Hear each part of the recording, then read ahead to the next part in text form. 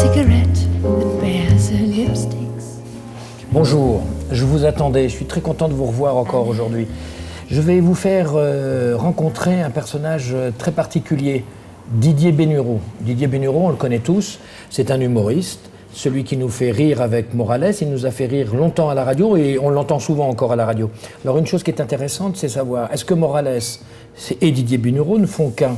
On va essayer de le deviner, on va essayer de le découvrir. Moi, je ne suis pas certain. En tout cas, on va lui demander. Donc là, en fait, aujourd'hui, on investit un lieu parallèle. Oui, parce qu'ici, il y a plus de lumière.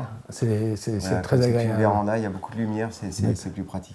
Mais la maison, c'est surtout, oui, pour moi, c'est un endroit qui me rappelle un petit peu la campagne, parce qu'il y a un petit jardin, il y a de la verdure, et que moi, j'ai vraiment besoin d'être au calme. Sinon, j'arrive pas à travailler. Donc, alors, au calme, puis ce qui est sympathique, il y a la vie. Hein. Tu aimes sentir la vie autour de toi. Parce que oui, je vois, il y a les jouets important, d'enfants, il y a des cahiers, des crayons de couleur. Oui, c'est parce qu'il y a de la vie autour de moi. Alors, si je génère un peu de vie autour de moi, c'est tant mieux pour moi. Mais oui. Non, mais c'est parce que j'ai une petite fille de 5 ans. Et voilà, donc avec les copines qui viennent, avec les mamans, les papas, ici, ça circule. Il y a beaucoup de gens dans le quartier qui nous connaissent, qui passent. C'est très familial, là, tout ça. Oui, puis il y a des amis ici, il y a beaucoup de copains qui passent. Enfin, ce qui me touche là, c'est qu'en fait, première impression, on arrive chez toi, on voit un papa, une maison, de la chaleur humaine, du calme, de la sérénité quelque part, une vie de famille. Et puis les personnages, quand on voit Didier Bénureau sur scène, on a des personnages qui sont caustique, un peu méchant, ou un peu imbécile, ou une certaine violence. Avec une certaine violence, oui. Comment tu fais cette différence? Qu'est-ce qui explique cette rupture entre le personnage et l'homme? Je me l'explique. D'abord, je crois que c'est bien. Enfin, moi, ça me fait plaisir ce que tu me dis, parce que j'aime beaucoup qu'il y ait chez les gens, chez les créateurs ou les gens qui écrivent, qu'il y ait ce côté art et ce côté vie professionnelle. Parce que je trouve que ça veut peut-être dire que je suis un artiste. C'est-à-dire que je fonctionne avec mon imagination et pas... on fonctionne toujours avec ce qu'on aime, mais enfin, pas de façon directe. Oui, parce qu'en fait, on ne peut jamais totalement s'oublier. On a une sensibilité. On a une sensibilité, tu mais l'utilises. C'est mieux d'essayer de construire.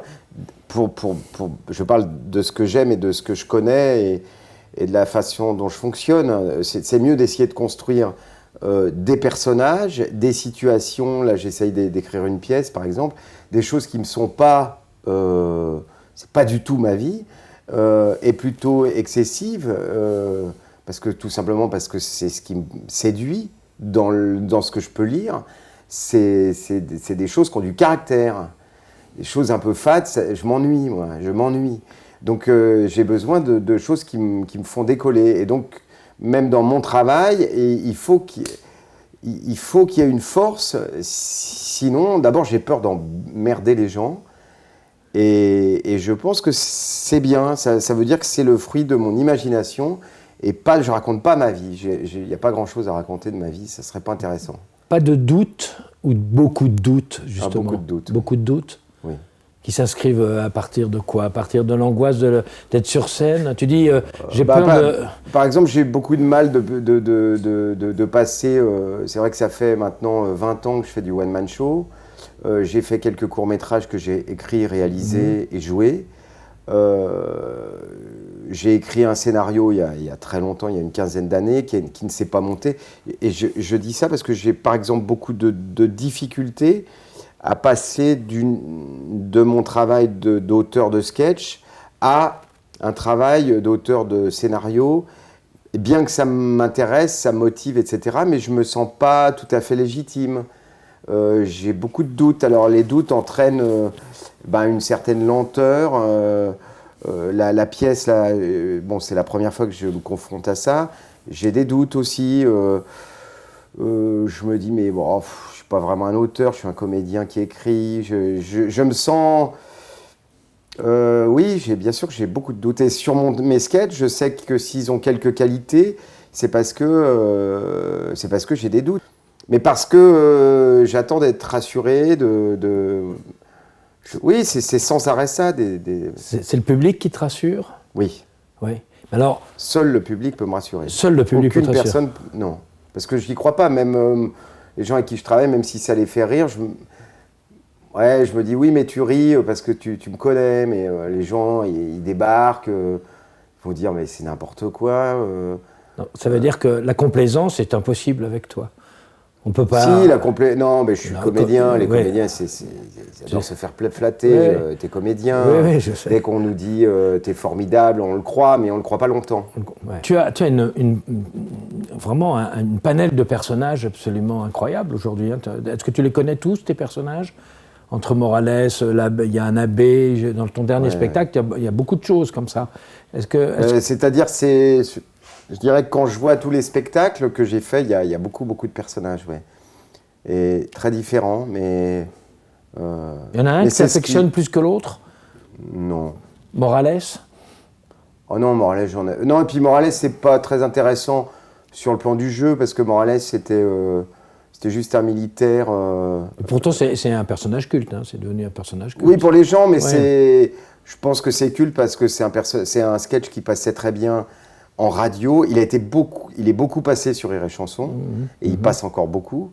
Et tous mes sketchs ne passent pas aussi bien que ça en radio et en télé. Ça, oui. Il se trouve que celui-ci passait bien, parce que le texte est simple, les repères sont simples, et donc dès que c'est plus fou, où ça demande, comme Jean-Jean par exemple, il y a un sketch où je fais une mère abusive qui finit par tuer son fils, et qui fonctionnait, je le joue plus, mais qui a vraiment fait un carton, puisqu'on me le demande encore aujourd'hui. Mais ça passe pas, parce que c'est trop du théâtre, c'est trop une situation, la mère, le fils, il y a trop de jeux. Donc ça peut pas passer. Il y a deux choses auxquelles tu me fais penser. Tu me fais penser au métier de clown, mais pas l'Auguste, quoique. Est-ce que tu serais plutôt un Auguste ou tu serais un clown blanc? Est-ce qu'aujourd'hui, l'humoriste comme ça, qui est seul en scène, c'est un clown moderne? Est-ce que tu serais un clown? Est-ce que c'est noble ou pas noble de le penser comme ça? Je considère pas que les clowns ce soit plus noble qu'un bon humoriste. C'est-à-dire où je dirais que les humoristes sont des clowns. Mais je préfère des proches à un clown, on va dire de base, quoi. Je veux dire, le métier de clown en soi. Oui, alors quand on est, comment il s'appelait, Grog. Croc. Comment il s'appelait? Groc, ouais, c'est ça, que j'ai vu un film sur lui. Oui, qui poussait son piano avec son petit violon, voilà, etc. Voilà, ça c'était magnifique. Mais c'est exceptionnel, ça. Mais donc, ce que je veux dire, c'est moi j'aime bien les gens, les auteurs, des gens qui ont marqué, les De Vos ou Coluche dans un autre genre, parce que c'était un peu ma jeunesse aussi. Hein. Bourvil. Et Bourvil aussi, parce que c'est des gens qui impriment une sensibilité... Bourvil n'était pas auteur et pourtant il y a une telle force, personnalité forte que... alors je trouve ça noble, oui. Oui, c'est tous des clowns ou c'est des gens qui ont un vrai sens de... Moi je suis un clown, je suis un bouffon. Oui, c'est ce que j'essaye de faire.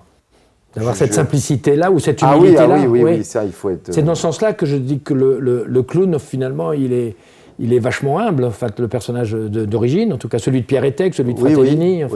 C'est vrai. Mais je crois que pour faire bien ce métier d'essayer de faire rire les gens, moi je pense que ça demande beaucoup de... Oui, il faut être humble. Enfin, ça fait con de dire ça, mais c'est vrai. Il faut vraiment...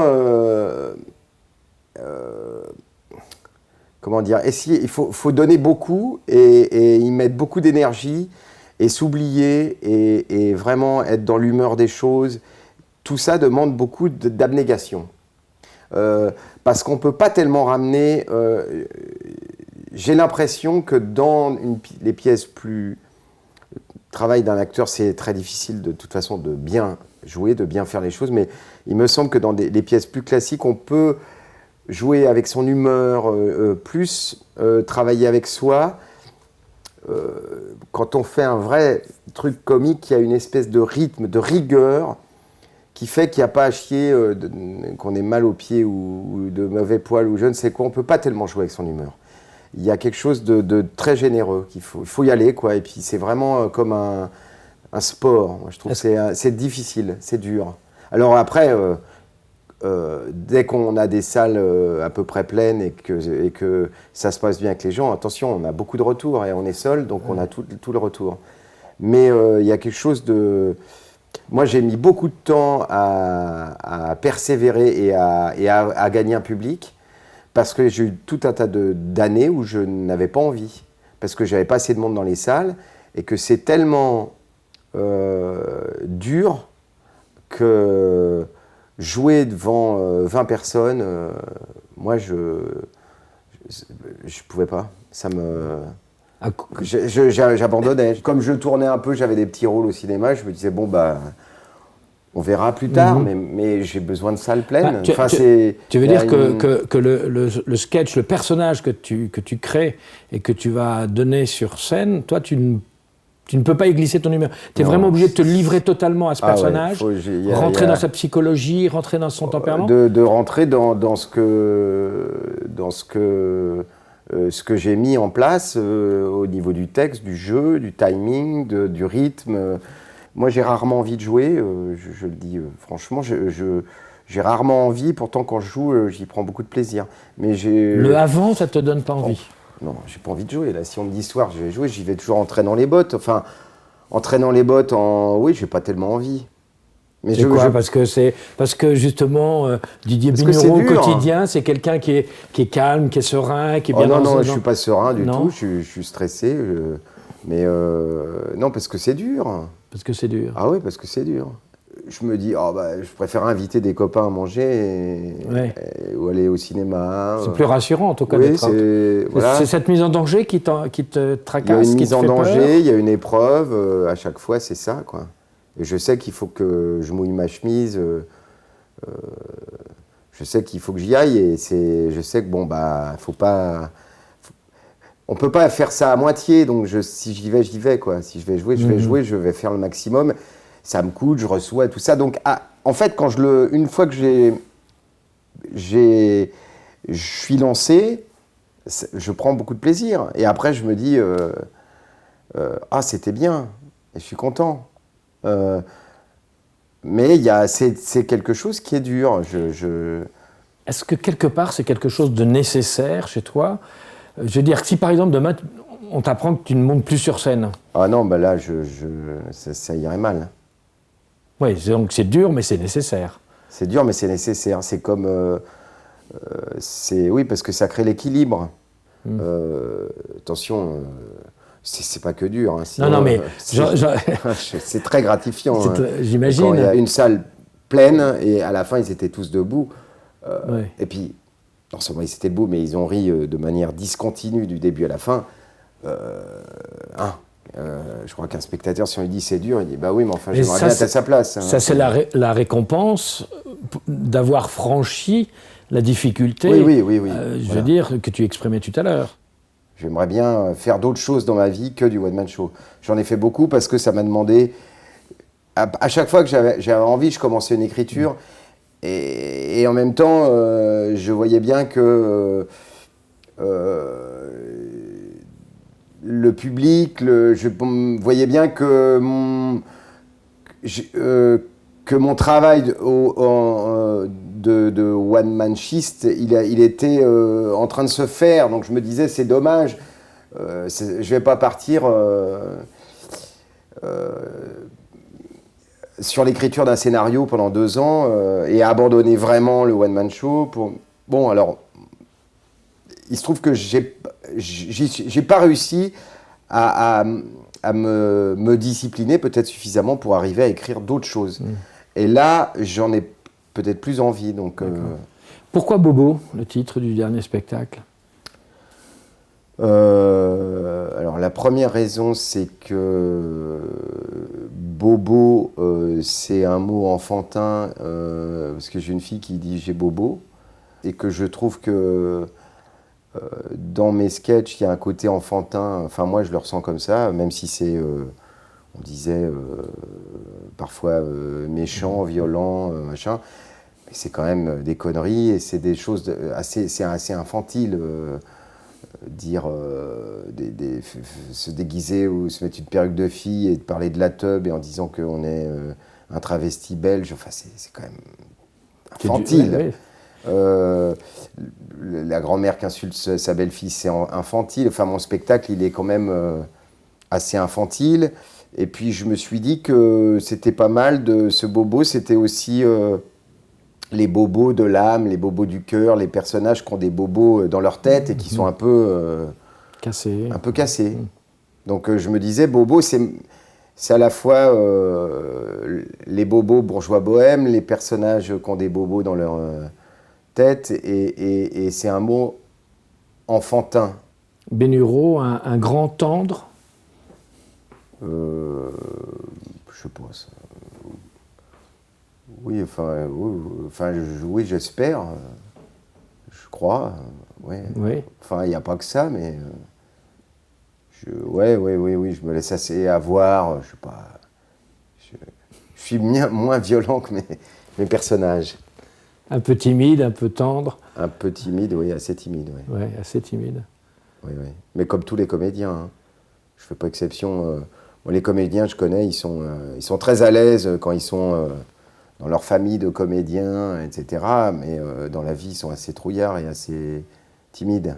Il n'y a que les mauvais comédiens qui sont très sûrs d'eux et qui se la pètent, je crois. Écoute, merci pour toutes ces confidences. Tu avais envie de dire autre chose? Non, j'ai rien à dire. C'est fini, coupé. Merci.